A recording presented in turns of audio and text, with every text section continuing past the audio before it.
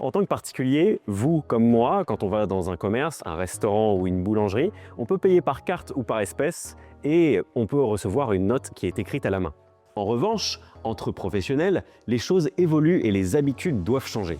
Si vous utilisez encore des carnets de factures papier, transmises par courrier, ou même des factures par mail en PDF, Word, Excel, tout ça, dans le futur, ce sera plus possible. Toutes les formes juridiques sont concernées. Entreprises, indépendants, associations, micro-entreprises, même si vous êtes en franchise de TVA. Dès qu'il y a une facture entre deux entreprises françaises, le format électronique devient la règle.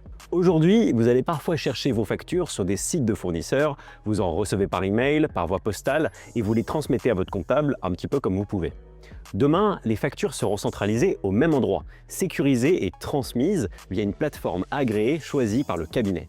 Cette plateforme, elle va s'adapter à vos besoins et vous garantit d'être conforme simplement. L'objectif, c'est pas de compliquer votre quotidien, mais au contraire d'avoir un point d'accès unique, clair et fiable. La réforme, elle se fait en deux grandes étapes et c'est très important de bien les distinguer. Première étape, à partir de septembre prochain, vous devrez être en mesure de recevoir les factures de vos fournisseurs via une plateforme agréée. Ces factures, elles arriveront automatiquement et vous devrez y répondre en mettant à jour leur statut.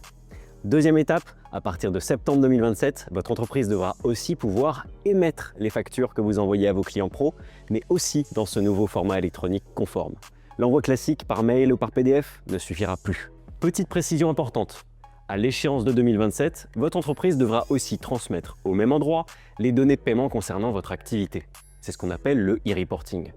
Ça concerne notamment les données issues des logiciels de caisse, les achats et ventes à l'étranger, aux particuliers, mais aussi les notes de frais ou encore les indemnités kilométriques. Pas de démarche à faire de votre côté, ce sera mis en place progressivement par votre expert comptable pour que ça reste le plus simple possible. Maintenant que le cadre est posé, on va rentrer dans le concret, puisque à partir de septembre, quand la réforme rentrera en vigueur, vous allez commencer à recevoir toutes vos factures sur une même plateforme et il faudra y répondre. Dans la prochaine vidéo, je vais vous détailler exactement comment ça va se passer.